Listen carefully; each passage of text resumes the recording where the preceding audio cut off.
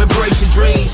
Sometimes you gotta take a loss just to get the win, like lots of stems popping it like oxygen when boxes wet. Focus on the mental, never lose like smooth instrumental. Better choose on the move in a pencil, choose what I get to. Never lose smooth on the move, but it's simple. Never give up and we want it and maybe we just keep winning, we conquering daily. Envision that pay me is never the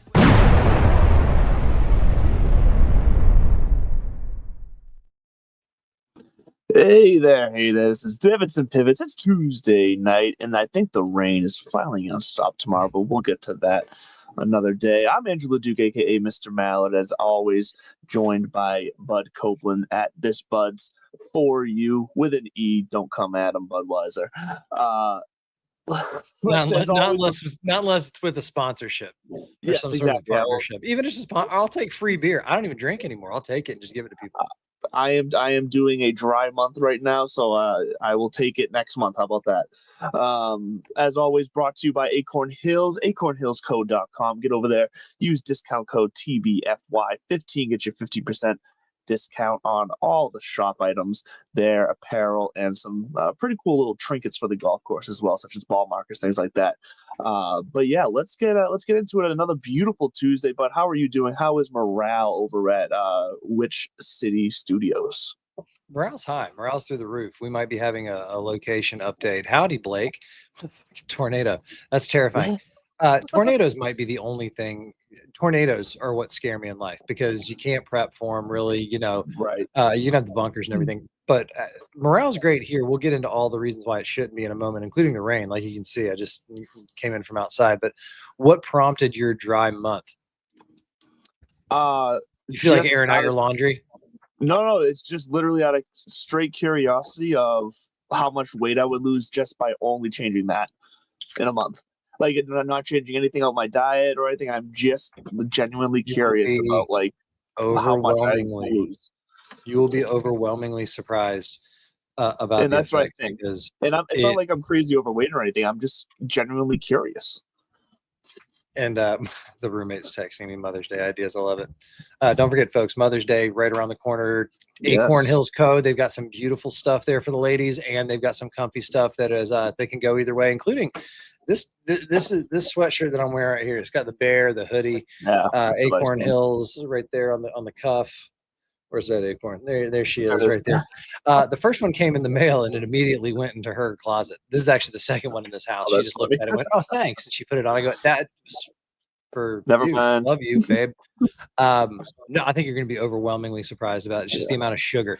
That's what you're going to crave, though. Right. That's what you can't offset it with, because what you'll find is in about a day or two, or going into week 2, you'll just be gobbling up like gummy bears and Skittles and like bags of chocolate. And you're like, it's cool. It's cool. I'm not drinking, so it's going to be, so you might actually gain weight, but what the hell?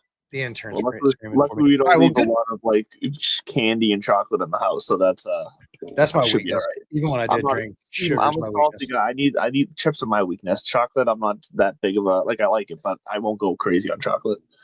I could, if biology would allow, I could honestly live on Ben & Jerry's chocolate chip cookie dough ice cream for the rest of my life. Ben & Jerry's is a different story. Ice cream, you got me. That's my sweet. That's my Achilles heel. All right, back to the golf. All right, dude, things are great. Morale's high here on the North Shore. Big, as you pointed out, the weather played a big factor in yesterday's round. Bud's first quest for the qualifier kicks off for 2025. We need that. We went back to, this is actually a fun little thing. We went back to Kernwood Country Club for the Massachusetts Open. I was paired up with a guy named Jordan Burke. Shout out Jordan. He's a spectacularly nice gentleman.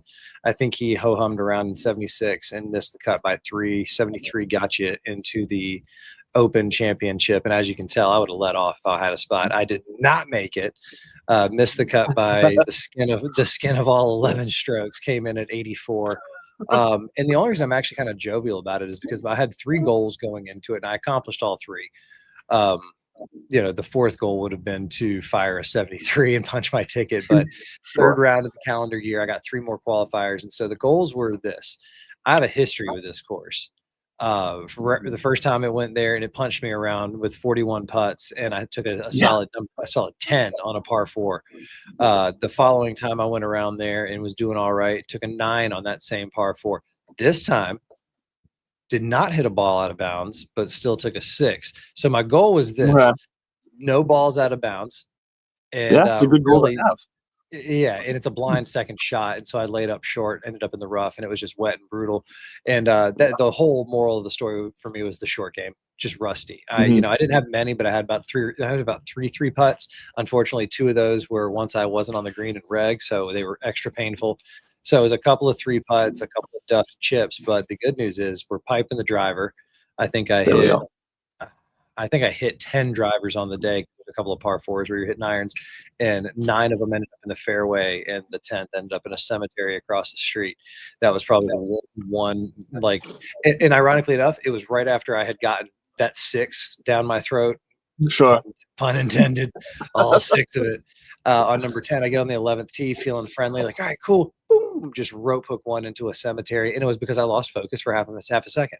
You've ever seen Days of Thunder? I felt like Cole Trickle getting through the fire at the very end after getting through that. I wasn't going to qualify, but that was one of those goals, just get that under my belt. So I feel really good. And also the third goal. So sorry, get through.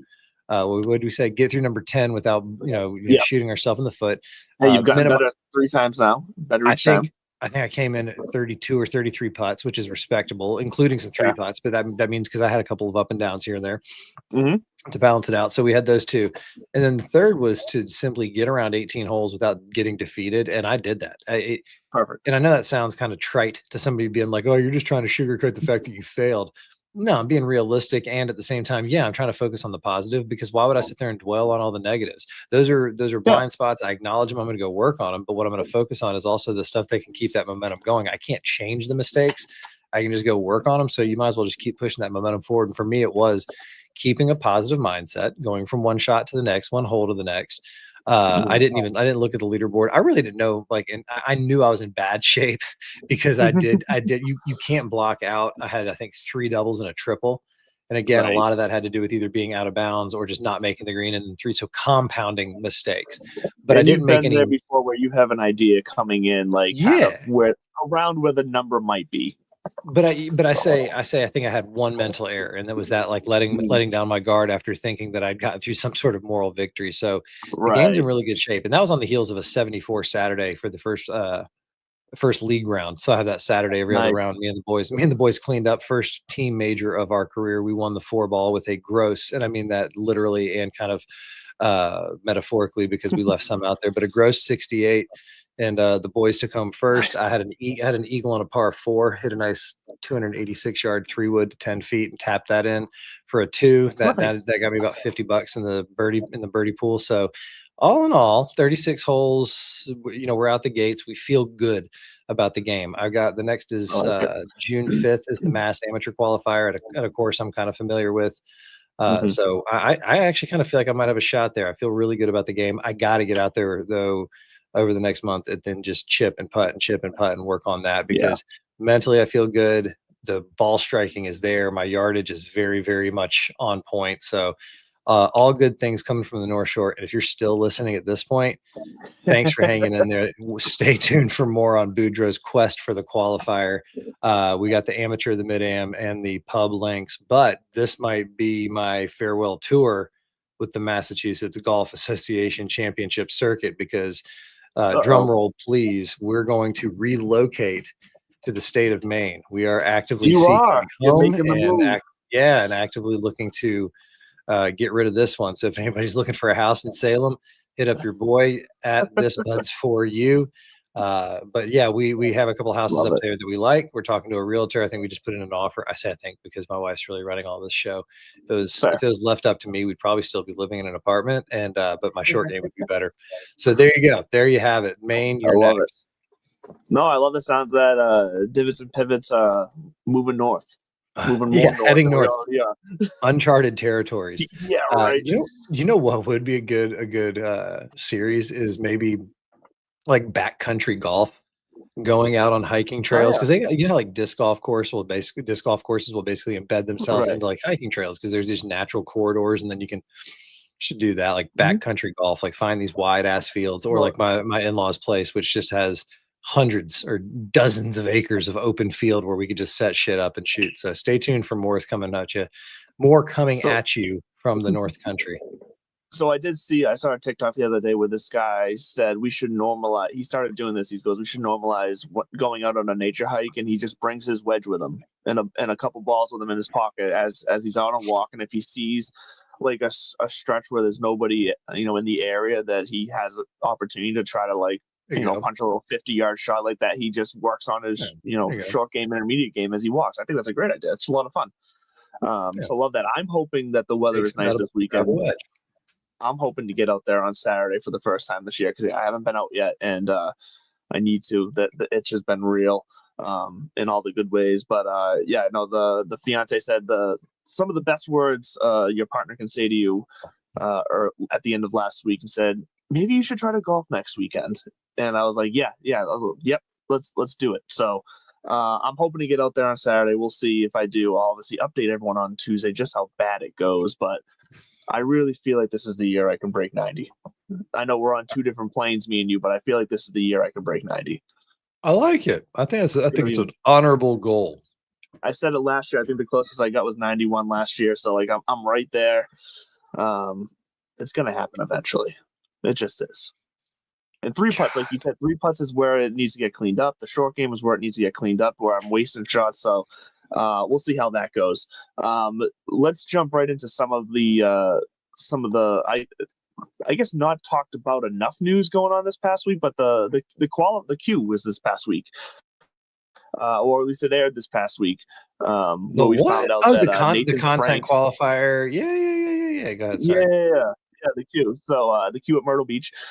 So Nathan Franks won with a 3 under.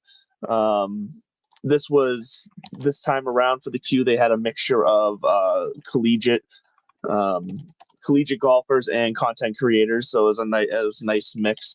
And Nathan Franks, I'm trying to remember what school he went to, or goes to, I should say, South Carolina.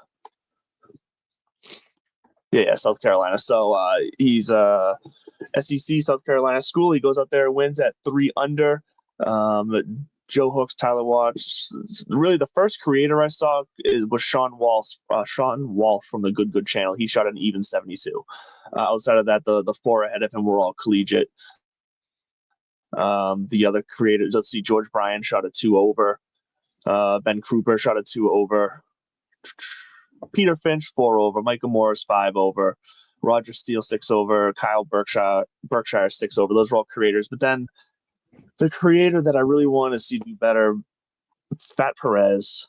I got to go back and watch. I got to see what happened. 17 over, 89. Not really in it at all. Did you catch any of this, or judging from your reaction, I'm assuming you completely forgot this was happening last week? Fuck no. Or that it was airing last week, I should say. It's up on YouTube now, so I got to go back and watch. But because I am genuinely curious to see, what happened with Fat Perez, that he was that far off the pace. I love you for bringing this up. Thank you so much for bringing this back up. Because actually, I saw old tons of love on the leaderboard there, and it made me feel better about my qualifier finish at 14 over with his 17 over. Also, I think he and I have comparable handicaps, so I think it'd be fun. I believe you do from that list we talked about last week. This highlights just how uncharted these territories are that we're entering, and how we're still in beta stages of all this, because we had this, which was supposed to be kind of that spark, but since the inception of this, we've also had some creator classics, and we got another one this week at a phenomenal site, even though if a lot of these names might look kind of, who are these people? You might have to search a couple times. Don't have to search hard for Paige Sporanic. That's for damn sure. Glad to see she's going to be out there in all her glory. God love her. Yeah.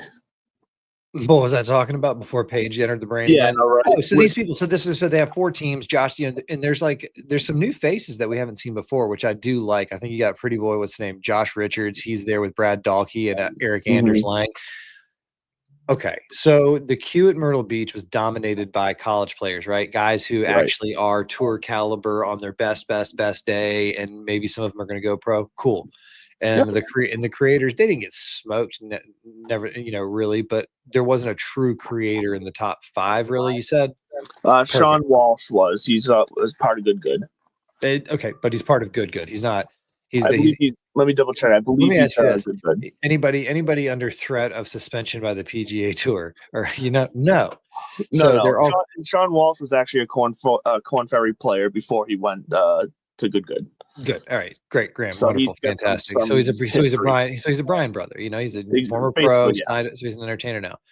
And then you look at like how much effort the tour is putting into these creator classics now, especially trying to highlight Philadelphia Cricket Club and elevating this kind of unique opportunity right leading into a PGA Championship, a major where the PGA Tour is kind of riding this wave that started back at the Players, ran through in Arnie's Place and the Masters and Hilton Head and all of this, and then we see Scotty just in a week where it might be ho-hum, he goes and just ties a tour, which the fact that it wasn't in Hawaii, I mean, I get TPC Craig Ranch isn't exactly Philadelphia Cricket Club or Oakmont. Jesus, the intern's getting wild. But the PGA Tour has had a pretty good run here, and I think they're going to put a bow on it this week with the Truist.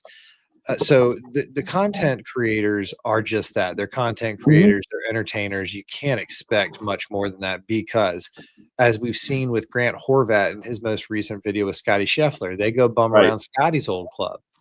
And once again, Grant himself is a +5, +6, something like that. Like he's a baller.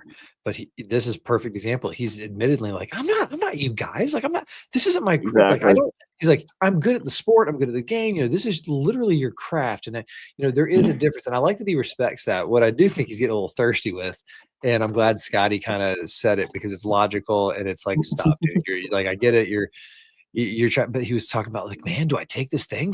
He was almost doing a Tom Cruise impression of Grant Horvat, talking to him about this opportunity.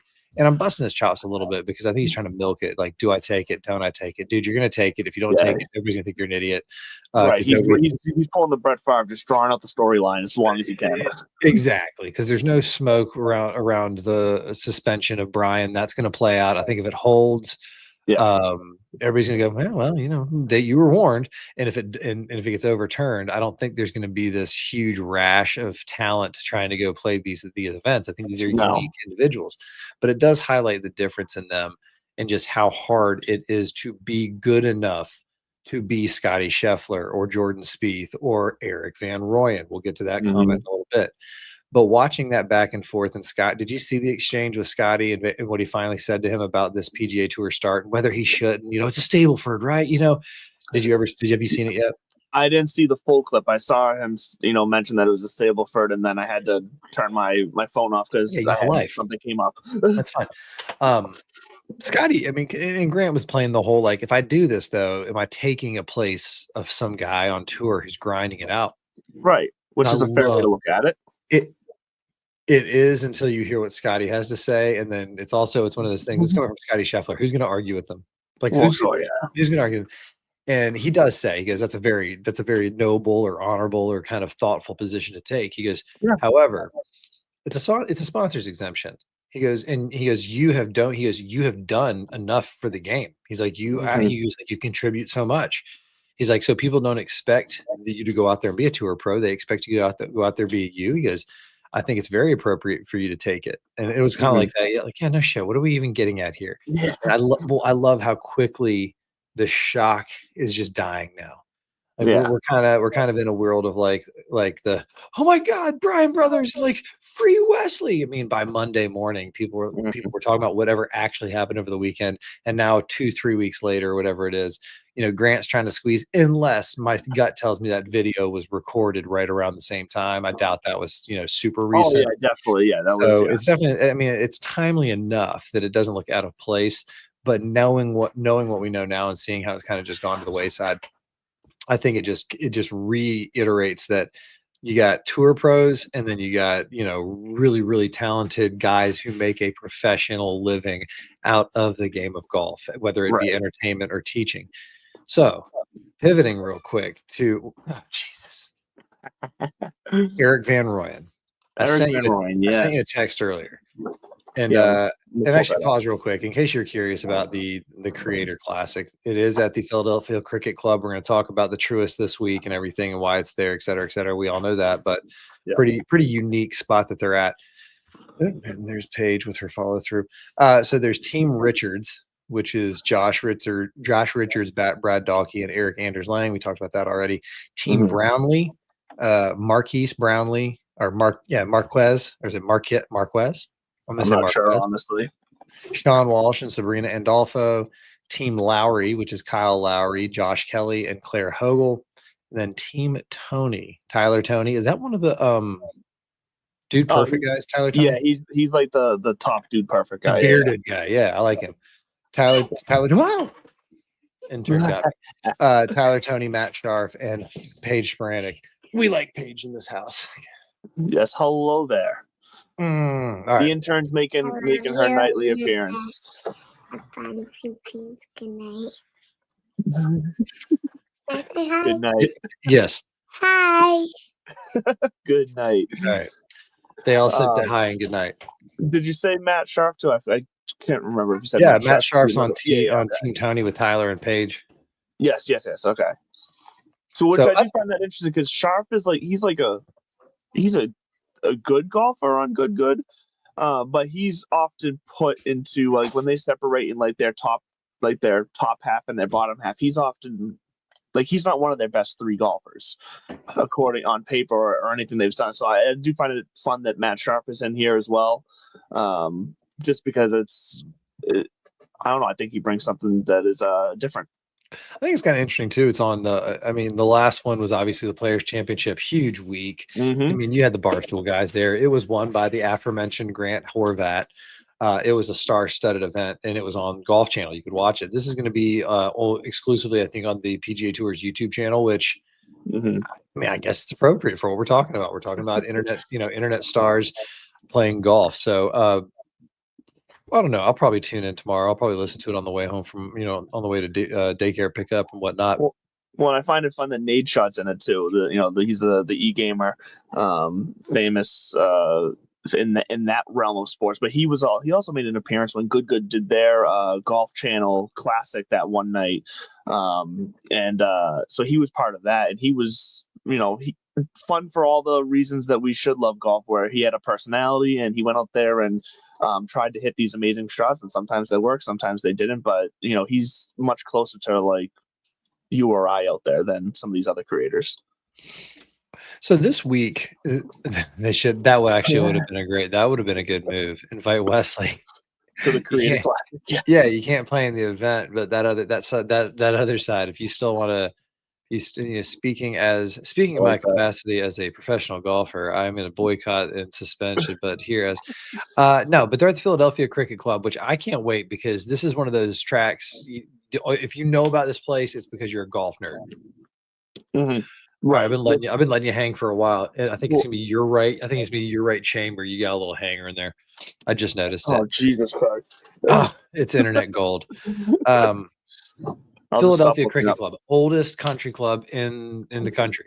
That would be the definition of country club. I know Brookline, we are country club at Brookline, but this is the Philadelphia 1854 oldest country club in the country.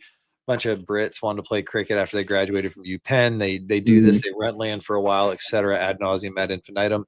They do one course, the St. Martin's course. This one, the Wissahickon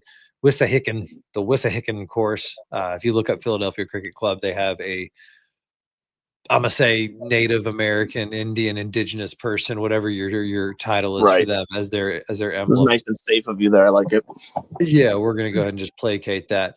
But they got a Tillinghast course, and A.W. Tillinghast, Bethpage Black, Baltusrol, San Francisco Winged Foot, one of the greats out there. And so this is going to be a fun test. So to watch these creators who spend most of their time at resort courses, or even munis, but most of them are playing out in Scottsdale and Jupiter and, these kind of pockets where they can go to these resorts and play as long as they promote.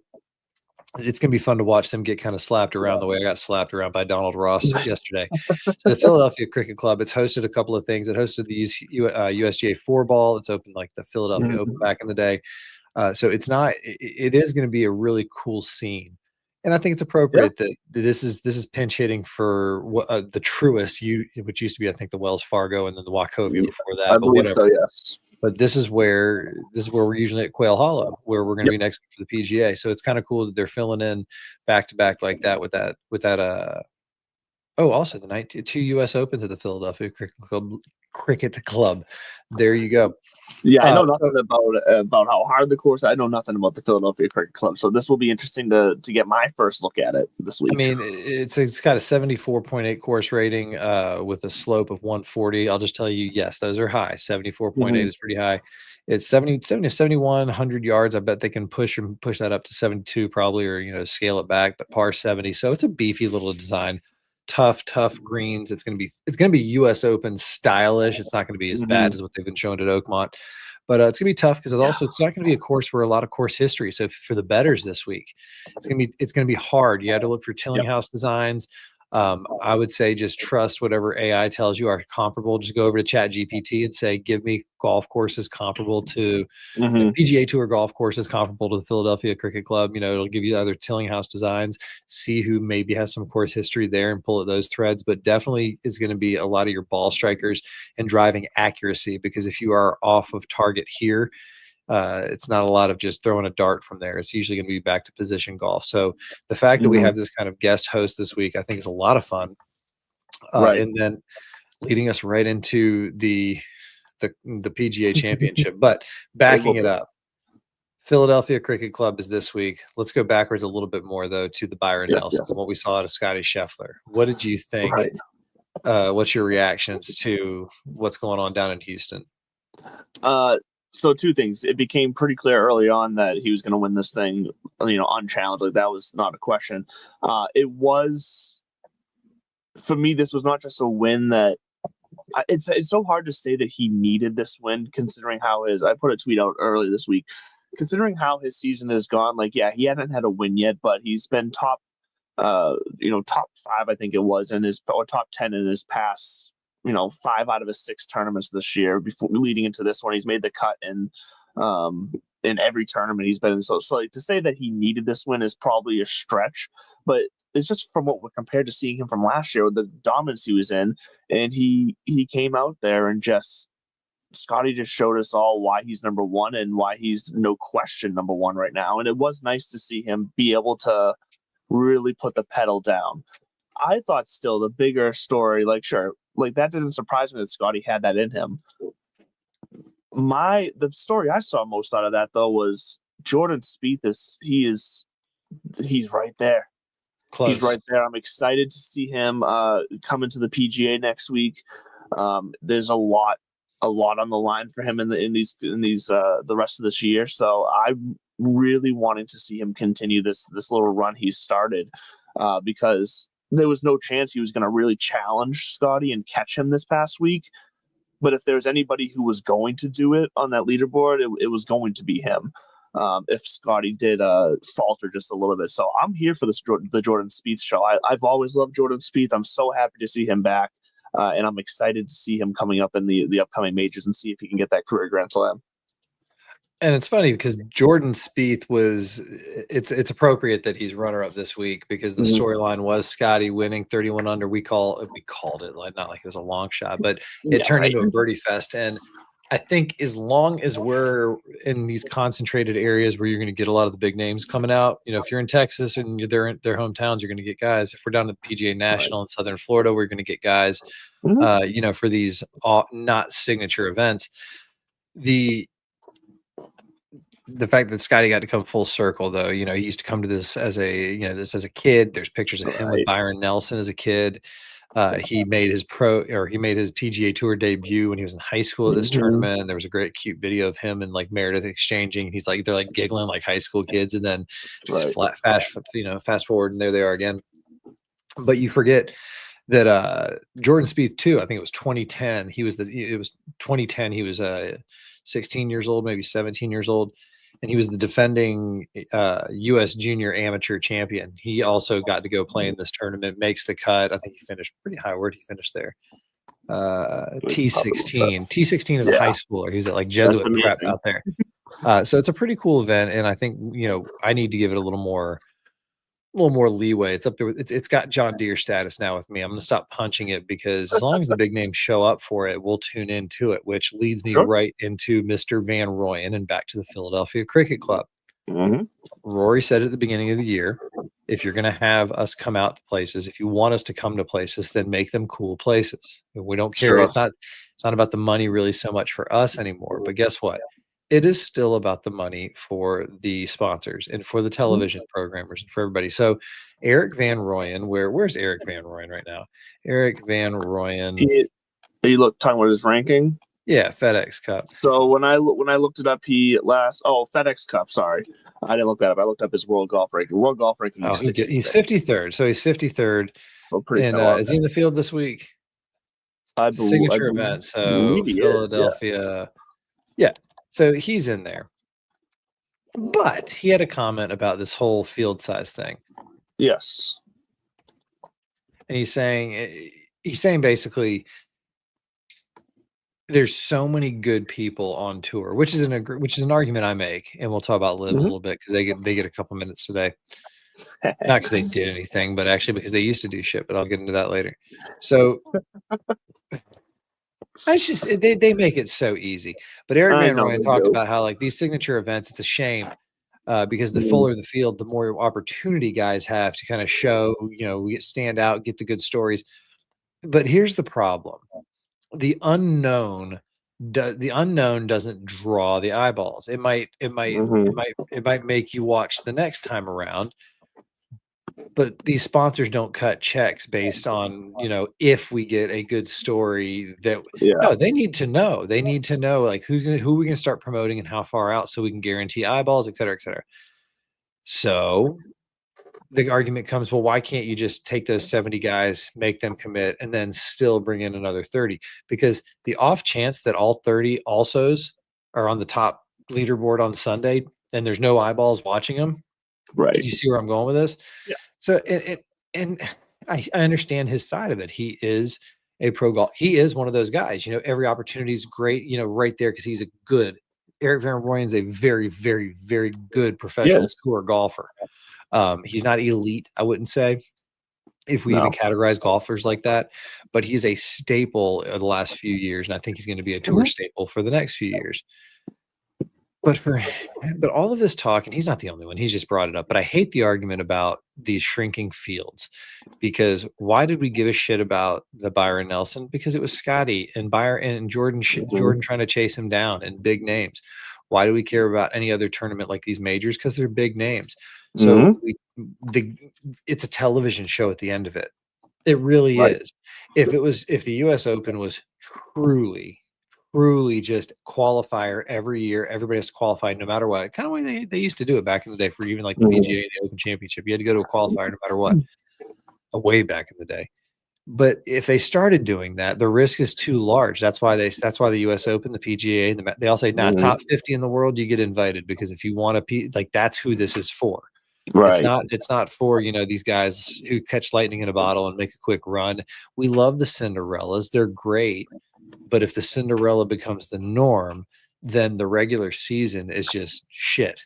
If we can't guarantee a good curated product throughout the year that then culminates, and even we've seen them saying that we're making changes to the Tour Championship, no more staggered scoring. Everybody's just going to start at the same level, but it's going to be more cuts. And so they are going to basically try to push this into some TGL style 1v1 looking. It's not going to be match play, but it's definitely going to be like a final 4, final 8, final 16. I think they're doing like a final 16 on the weekend, and then Saturday cut down to 8 on Sunday. But then those next 8 that are part of that final 16, they're battling for position in the next year. So it's going to be interesting, and we'll tune in for it, because we're going to definitely get 30 really high caliber golfers. And so while I empathize with his position that signature events and shrinking field sizes takes away opportunity, what it doesn't take away are eyeballs.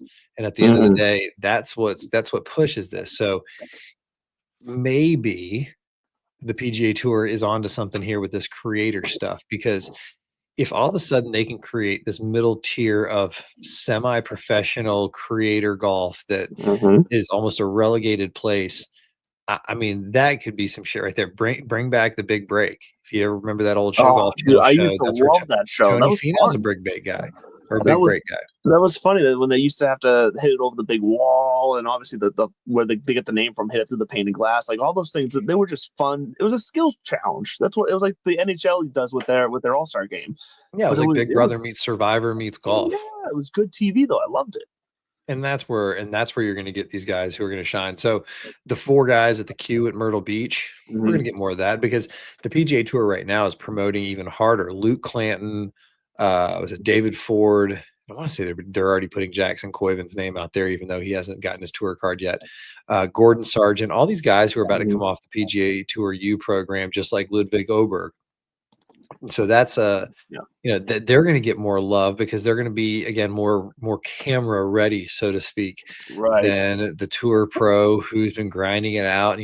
The Ben Griffins, unfortunately, while we love Ben Griffin, and you are right. Thank you for pointing him out on TikTok because he's one hell of a follow and he gives a pretty good insight. And I love his interviews. Even after he won, he's like, "Yeah, the shit's hard. Like you do this forever. It's not like, it's not like you expect it. You work for it, you dream for it, etc. But that's not the norm. Again, who did we lead off with? Oh, Jordan Spieth. He's back, baby, because excellence is what draws the eyeballs. So unfortunately for Eric, I hear you. I feel you. I just don't care anymore because I don't think it's a meaningful conversation. That ship has sailed. We're going to have smaller fields, higher caliber talent.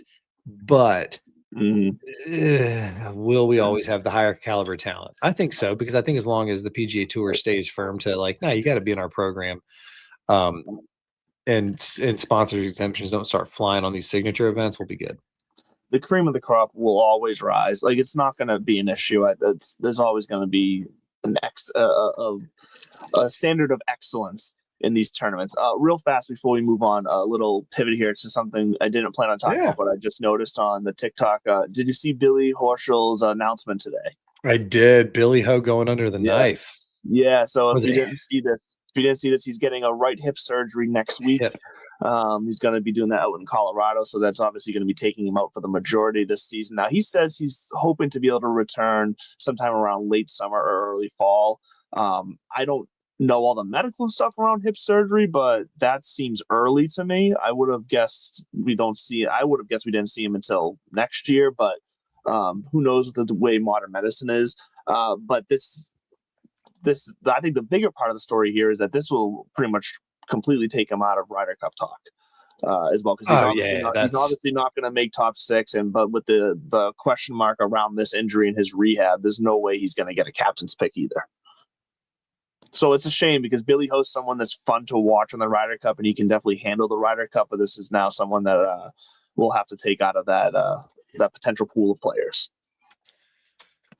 I like him. I think this might have been his last shot. It's not gonna be his last shot because even with Jay Rose at Fears and these guys, how they're taking care of themselves, and we've talked about the Overton window for what's expected of these guys in their 40s has changed. Best of luck to Billy Ho and the Florida Gator in his rehab. I think we'll see him again. Probably. I think he's going to just go ahead and set his sights on the next Ryder Cup and just say Adair Manor. That's where I want to make one more run at this before I start getting into the Brant Snedeker territory where they're talking about me for captaincies. Shout out Brant getting the nod for the President's Cup next year. I did see that. Yep. So there are, let's see here real quick. 15 Live Golf full-time players set for the PGA Championship. And all right, I look at this list and I want to make sure, outside of, let's see here, David Puig. Oh, yeah. David Puig and Tom McKibben, who just signed with Legion 13. Tom McKibben was one of those DP World Tour guys, got the top 10 or top 20, whatever it was. PGA Tour said, here's your card. And he said, no, I'm going to go to Live, which, all right, that's your big win. Go for it. Take Tommy. I'm not too worried about that. I look at the rest of these guys, and I texted you. I don't know if I texted you about this or not, but it's a point that I often make. And they say these Live golfers are going to go over to. None of these guys are Live golfers outside of Tom McKibben, who even isn't a Live golfer. He's a DP World Tour product. Yes. Who got and sniped. I think Puig might be the only pure liver on there because you got Richard Bland, DP guy, Dean Burmester, DP guy, Bryson, Sergio, Tyrrell, Dustin Johnson, Martin Keimer, Brooksy, Phil Mickelson, Joaquin Neiman, John Rahm, Patrick Reed, Cam Smith. Yeah. All They're guys all who made their fame elsewhere. They're all PGA Tour products who have a side gig that's spun off and sunk almost $5 billion into the investment with God knows what for a return. And I really do think that we're going to see the end of Live Golf probably in the next 18 months because it doesn't seem like the PGA. We keep hearing about everybody wants reconciliation now. We just want a world where these guys keep competing. Right. I think the PGA Tour is just going to ho-hum. In the world of politics, we call it a pocket veto, where the president doesn't want to actually veto something and go through that, so he just sticks it in a drawer until the legislative session is out, which means it's like, hey, whatever happened to that thing? Oh, I don't know, man. But the deadline was yesterday. I didn't sign it, so like you're gonna have to go ahead through the whole process again. Right. I feel like they're just going to let whatever conversations they were having die. And then see what happens with Liv because it's been a while since we've heard of those conversations. Liv's floundering, dude. I just don't know what their next move is going to be because team golf's not catching on. I don't think the buzz around Crush again. We're talking about individuals who have PGA Tour, product as their base and their foundation. And nobody's thrilled, or they're thrilled that we're not, in love with their new thing. I mean, good for you. It was fun. I was talking to a guy yesterday about the Live Golf event. He said he was out there and he had a good time. And I told him about our experience. And then I asked him his opinion. He was like, this guy's played in 4 U.S. mid-amateurs. He's a stick. He knows golf. And he kind of said the exact same thing we've been saying. He goes, it's entertaining. He goes, it's just different. I told him my theory about the music, which I think that the music could be considered an actual aid because you could get the tempo could help with your rhythm. Right. Yeah, we've talked about that before. And like they wouldn't allow a metronome. They wouldn't allow you to carry a metronome on the putting green to get your tempo down. So the music could be a helping aspect. But Liv got their PGA Championship invites, and somebody will keep a scorecard. Where'd they finish? Who made the cut? This, that, and the other. But where do you think we are in the evolution of the Liv story? Unfortunately, where we are is me asking the question to both myself and to you if Bryson snapping his little choke streak with a win on Liv Korea really means anything for what he's going to be able to do in these upcoming majors. Because when I saw he won Liv Korea, and I was like, oh, I mean, good for him, but it didn't answer the question for me of where he's been, being able to get right there in these past couple of majors, but he's just not able to finish it out. And I don't feel any more confident that he's going to be able to until I see it at this point. And seeing it on Liv is not seeing it for me. Well, I mean, when you've got Charles Howell III chasing you down, nothing prepares you for a major than, Chucky 3. Right. Augusta, Georgia. And then right behind him, you have the asterisk himself, Taylor Gooch, coming in at 3rd for Smash Golf Club. I mean, he looks like the after picture for a guy who just went through traffic school and is 387 days sober. No disrespect to any addicts out there. Get your help if you need to, but I'm just saying there's a type. You know what I mean? I think you have a point. I think with Bryson, but he's unique. He's the exception. He's not the rule. Even Joaquin Neiman, who's been this he's the world beater. Yeah. Like, well, hold on, real quick. Not on PGA. He can't even finish top 15 in a major. I was about to say, what has he done? What has he done in majors? And I think he is in his 2nd year with Liv now. Yeah. So in majors, 2025, T29 at the Masters. Last year he was T58, T39, T22. Yeah, you're right. He really, since his T16 at the Masters in 2023, back when I think he was still on the PGA Tour, moved to Live Golf. When did he go? I think 20. Yeah. So yeah, it's not a real great testing ground for the majors. You've got your Brooksy and your Bryson as your outliers, really. And I do think, though, and I know we just like to shit on Liv for a few minutes. I do think you have a point with Bryson being a guy to keep an eye on after coming off this win, because being as close as he was at the Masters, falling short, and then we talk about his inability to finish. maybe that thing at the Masters was like, no, fuck this. I know what I'm doing, and I'm gonna refocus. I'm gonna dedicate. I'm gonna win. You know, he wakes up, watches American Psycho, does his push-ups, drinks his protein shake, you know, hits the gym, you know, donates to charity, whatever. Bryson's going to be somebody who's going to be interesting to take a look at because, not to get too far ahead, next week we'll talk nothing but PGA. We'll get into Quail Hollow. Obviously the host of the PGA, but usually the host this week of the Truist Championship. The storylines couldn't be lining up any better. Danny Rapp is. I think Danny Rapp hit it out perfectly on Twitter. Yeah, I mean, and because it writes itself. You've got Justin Thomas coming off a win and going to a place where he got his first PGA Championship. Rory's won at this place 4 times. Jordan Spieth is in form, and he's the next on the list, looking to try to close that career major. You got Bryson in form, so you know, all the stars are aligning for a phenomenal PGA Championship next week. PGA Tour doing what they're doing at Philadelphia Cricket Club with the creators and riding this wave right into I would say their unofficial major. You look back at their history, the PGA Tour was born out of the first big schism, to use a conclave / Catholic term, the first big schism. Nice timing. And perfect, right? You see that topical show here. Yes. That's it for you. Good movie too. Go watch it. Conclave. I'll tell you what, hell of a twist at the end. Did not see it coming. You got to watch it. I'm not going to watch it. What happens? You know what? I'm not going to watch it. Here's what I do. Honestly, here's what I do. So you can go on YouTube, and let me see if there's one out there. Do they have the video version of Spark Notes now on YouTube? Like the clips, they show you video clips. You can watch. Speed through. Yeah, you can watch like an entire season into this entire series of a show in like 3 hours. It's just like it's like condensed into like explanations and clips. I did that out of it for me though.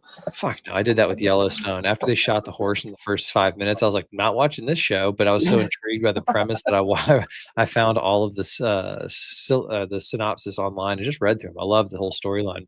Same thing with this Conclave. Not going to watch it, but when we get off here, I'll probably be scrolling later and I'll be like, oh, Conclave. And I'll go to the Wikipedia page. I'll read the plot summary. Right. What I'm more into is Angels and Demons, the Dan Brown novel and the movie. So did you see the movie or read the book first? Or did you do either or whatever? I read Angels and Demons before the movie came out because Da Vinci Code was the first movie. I read Da Vinci Code first, then went and saw the movie. And then was obsessed with it. So I went back and watched Angels and Demons, which was actually his first book. So I read that book before the movie came out. So I had a preconceived notion, and they did a pretty freaking good job with it. Yeah, it was pretty. It wasn't 100% accurate to the book, but it was pretty close. Ewan McGregor is just one of my favorite. He has my favorite accent of all time. If I could have anybody that just kind of like androgynous, like, wait, are you Welsh, English, Irish, Scottish? Like so. Conclave. How did we get to Conclave? You said the word conclave. Oh no, because you said schism. Oh, we were talking about the first big schism in professional golf. It was back in this time. It was a 1934 PGA at Big Spring Golf Club. It's an exciting couple of weeks. We're in the middle of major season, so I think the Truist is going to be an interesting site. Look for, like you said, the cream to rise to the top. Rory, Ludwig Oberg, or my money's on Jordan Spieth this week. Finally, I think he's gonna. I'm leery because of the whole superstition around, is he going to peak too early and then he doesn't win the career Grand Slam? But I think I actually picked him in my pool just because I want him to win that career Grand Slam so bad. Like it would just be cool if we had both Rory and Spieth do it in the same year. I find some beauty in that. I find some fun in that. Maybe others don't care all that much about it. But which would you rather have? Rory wins another one, keeps the Rory Slam alive, or Jordan gets his career Grand Slam. So I think we talked about this a couple weeks ago, and I think I asked you, and I don't think I ever gave my answer. I think I would rather see the Rory Slam stay alive. I think that would be much cooler and historic to see someone do that. Sent for the first time in a long time. So like I'd rather see Rory win. Yeah, me too. Also, because I think Jordan Spieth is going to get his PGA with Phil winning at 50 at Kiowa. the second time I use this phrase, it shifted that Overton window just a little bit of what's acceptable to expect out of these guys, especially by the time that J Dog is pushing 50, the game will have changed quite a bit in longevity. Who knows what these guys are going to be capable of. I don't think we're going to have 80-year-olds out there, but who knows? Old Bernie Langer is going to be pushing 70 on the Champions Tour. How old is Bernhard Langer now? I'm not sure, but 68, 67. He's 67 years old. Spieth has 4 straight top 20 finishes throughout the month of April and now into May. So that's something you want to ride while you can, I guess. So it's definitely worth a bet if that's the way you're looking at it. We'll see, but one more shot at Liv, and then we can figure out what to do with the last 10 minutes of this show. I got ideas. Rory said we want to play at cool places, right? Right. That said, I think it was Trump International in Scotland, because Turnberry's back on the road of conversation, but Trump International Scotland, something like that, just got listed on the DP World Tour. People are going nuts for it. They're like, it's one of the most beautiful courses in the world. Can't wait. And they're like, because this is the type of course that is going to make every pro go, wait, where are you going? Oh, yeah, we want to play that. So what we got coming up from Live Golf is... And I understand the timing of their schedule. They do place things opposite of or near to these majors, and then they go other places in between. So leading into the U.S. Open in June, really, where the fuck is this? They're going to be in Dallas at the Merido Golf Club, which I know nothing about. Yeah. Before that, they're going to be at the Robert Trent Jones Golf Club in Washington, D.C., which is a nice track, but it's nothing that makes their kind of socks roll up and down. This is what gets interesting. When they go overseas, they can lock up the great spots. When they're in Spain, they're at Valderrama. Ryder Cup site, beautiful place, Spanish Open type of place. John Rahm talked about it. In the UK, they're at the JCB Golf and Country Club. Again, don't hear much about it, know much about it. Bolingbrook in Chicago is something that we've heard about a little bit. But then the club at Chatham, I just don't know where the Cardinal at St. John's. I think that we're seeing the beginning of the end, and I really, really, really can't wait to see what happens when the first round of contracts expire at the end of this that's going to be such a big storyline, and it's going to be such a dramatic watch to see it all fall apart. And because like we've predicted for long now, that is what will happen. But I'm curious to see how it happens, and those contracts are just going to be interesting. Real fast. Oh, go ahead. Sorry. Last thing, because it's on the Live front, but it's more of a positive. Did you see Captain Keegan's dinner with prospective Ryder Cup members in Philadelphia? Oh, I did not see that. It's happening apparently right now. Oh. Tuesday night in Philly, Captain Keegan Bradley will host a dinner for the current top 20 in the USA Ryder Cup standings. Also invited are members of the 2023 Ryder Cup team, the 2024 President's Cup team, and Live players Bryson and Brooks are scheduled to be at the dinner. So I think so Team USA is counting them out as far as captain picks.